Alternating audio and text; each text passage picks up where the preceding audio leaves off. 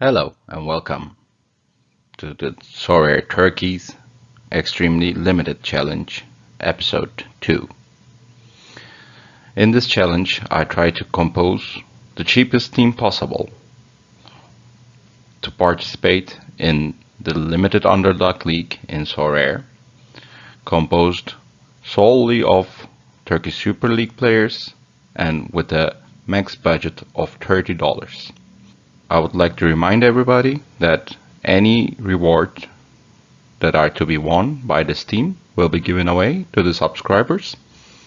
So please do subscribe to the channel, and also if you like the video, please leave a like. Also, I would really like if you comment on the video. Maybe you would like to comment on the player picks that I have chosen, or maybe you want to challenge me with the same rules. You can make your own team in the comments. Let's get on with the team, see who we picked for this week. Before looking at our picks this week, let's have a look what we have done in the first episode. It wasn't a great week for us. David Braschi scored decently, but other than that, they were underwhelming. Efkan Bekiroğlu didn't start the match. It came as a surprise to me. When he entered the game, he had three really clear-cut chances, but he didn't manage to score any of them. That would be a huge boost for us, but it wasn't meant to happen. And for Haris Haridinovic, he had an assist taken off him in very controversial circumstances. You can take a look at Bersan Selina's goal last week in Kasımpaşa match. I do believe that the assist belonged to Hayradinovic, but Bahoken tried to shoot. He missed the ball. The ball didn't even change direction and went to Bersan Selina. He scored, but the assist was given to Bahoken. I don't know. These things do happen, and there's no reason to sweat on it. So overall, it was a underwhelming week. We weren't even close to getting anything. So hopefully this week will be better. Moving on to our team, we start with the defender. The defender was a very clear pick for me because Ahmet Tuba is, I think, a very good defender. He plays for Başakşehir. Başakşehir only conceded one goal in all of their league matches. And also Leo Duarte is injured. I don't think he will be back for the weekend. So Ahmet Tuba is a very good option as a defender. Moving on to other players that I've considered as the defenders, Lenjani was there. Ümraniyespor is not a great team. They play Kayserispor. Kayserispor is the better team, but Ümraniye is still winless, so they have to give their best. And Lenjani is a good left back. He usually plays in the wing back position, and he can contribute in both defense and offensive stats, so he can be considered. Radakovic was another option. I already mentioned him in the previous video. This week they play Istanbulspor, one of the weakest teams in the league, so they have a decent chance of not conceding. Istanbulspor obviously scored 4 goals in their last 2 games, so they are not as distant from the goal as they have been, but still Ankaragücü has to turn this season, and Istanbulspor is not one of the toughest away games, so they do have a decent chance. Moving on, there is Papi Jiloboji. Gaziantepspor dropped him last week, which was quite a shock. I think Gaziantepspor needed some change, but it wasn't Jiloboji. It was Ertuğrul Ersoy, his partner in defense. So this week I expect him to return because the change didn't make any difference. They weren't great against Kasımpaşa. They got defeated once again. So Jilovoji has a really good chance to return. They play Adana Demirspor at home, so he can be a good pickup. And lastly, there's Ömer Toprak. If Antalyaspor were to play anybody else other than Konyaspor, I would be going all in for Antalyaspor because they are not as bad as they seem to be. They have been horrible lately. They are coming into this match with 4 straight defeats. So I do believe they would be able to change what's going on. But still, Konyaspor is probably the toughest opposition that you can face right now. So I got that hesitation. Other than that, Antalyaspor, Ömer Toprak was injured. He's expected to return. Their defense has been falling apart and they have been missing Ömer Toprak. So his return will be a really pleasant welcome. Moving to the midfield, I got Freddy. He's a very cheap option. As you can see, it's just $1. I already mentioned Antalyaspor. I do like their chances, even against Konyaspor. They are a good team. They have the capacity to turn this around, and I think they will be able to turn this around. Freddy is another good option because they are missing in midfielder position. Soner, who usually plays there, is missing. He's suspended. Also, the attacking midfielders, Nakajima is suspended, and Luis Adriano hasn't been in top form. Also, there's Admir Mehmedi, who has been injured for more than 6 months, I believe. So Freddy has a good chance of starting this match. I think he is underrated and undervalued, and he can prove his value in this game. And also for the extra player, I tend to always go with a midfielder. I pick Alexic. It's a Ristik Kibik because he mainly plays in the Europe and sits in the bench for the Super League games. They play Sivasspor at home. It's an easy fixture. They should be winning that match.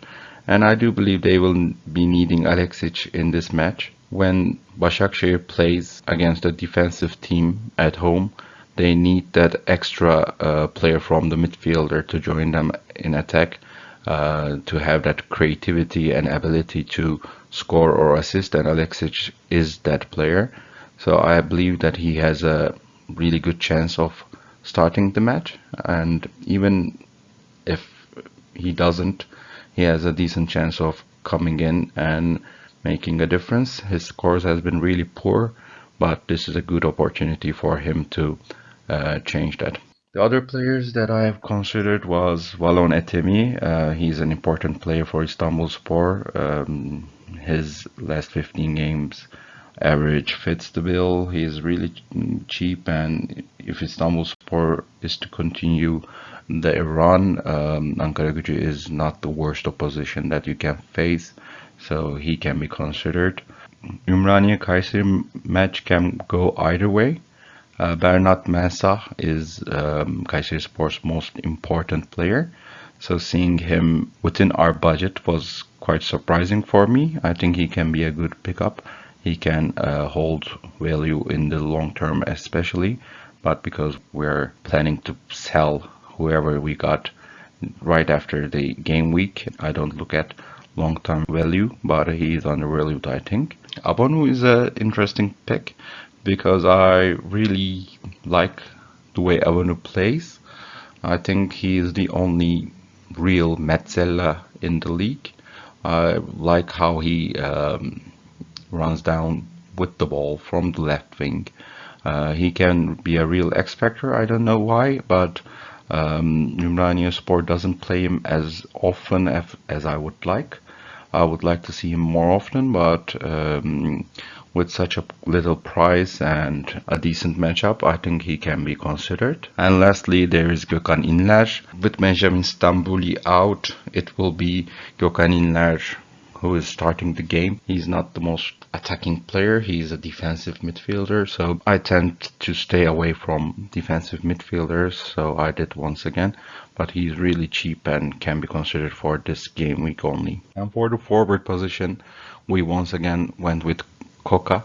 Last week I talked a lot about Alanyaspor, how I consider them to be one of the best teams in the league and how they need to change their form, how they need to improve. And they failed to win against Giresunspor, which was quite a surprise. And the fans are very vocal in their criticism of Farioli. I expected Farioli to be sacked last week, but he remains for now. But they need to change. They need to improve, like as soon as possible. And Hatayspor away game is a match that waters the mouth of the opposition. Hatayspor got their first win last week against Sivasspor, but I'm not entirely convinced, neither with the team, neither with Volkan Demirel as the manager. And Alanyaspor is a team that can expose their weaknesses, and Koka is their striker, their main forward. So I will give Koka one more chance.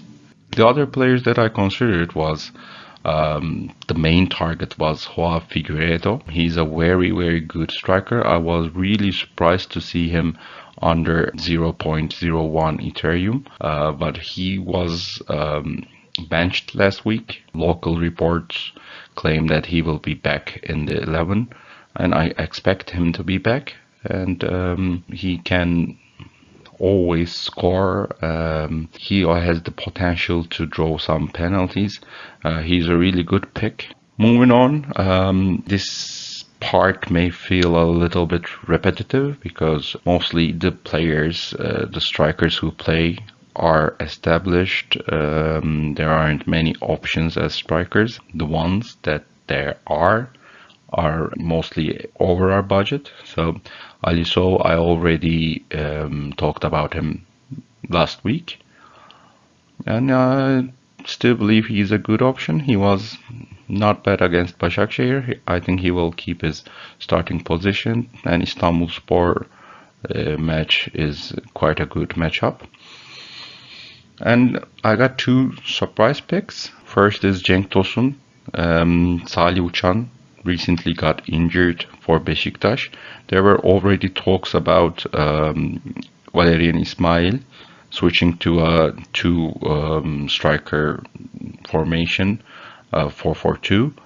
So and the reports claimed that he was considering playing Weghorst alongside Cenk Tosun, and I was skeptical about it, but now that Salih Uçan is also injured, they need another Turkish player in the field, and that is very likely to be Cenk Tosun, and he's really cheap. Of course, his points are not so great as you can see, but he can be a really, really good pickup option for now. Lastly, I got Valmir Veliu. He had a really good preseason, but he didn't have many chances in the league. But Gaziantepspor is struggling. Erol Bulut is trying to change things. He changed Jiloboji, he changed Figueiredo. Neither of them were the problems. I think the wingers are the main problems. Mustafa Eskelac is injured, and Lazar Markovic is below par in his performances. So that leads Value an opportunity to show himself. I think he will be given more chance to shine, and he's a very capable dribbler and a pacey winger. I think he can add something to the team, and with such low price and being under 23, he's another option that you can just maybe get a card and forget about it, and he can make excellent return if he managed to get that playing time that he has been craving for. So this is the final setup. This is how we'll be lining up for this week's Limited Underdog League. Thank you very much for watching or listening, and I hugely appreciate if you can subscribe to the channel, and if the video helped you in any way, if it entertained you, you can leave a like, and of course, please do comment. I would very much like to read and reply to your comments. Thank you very much, and see you next week.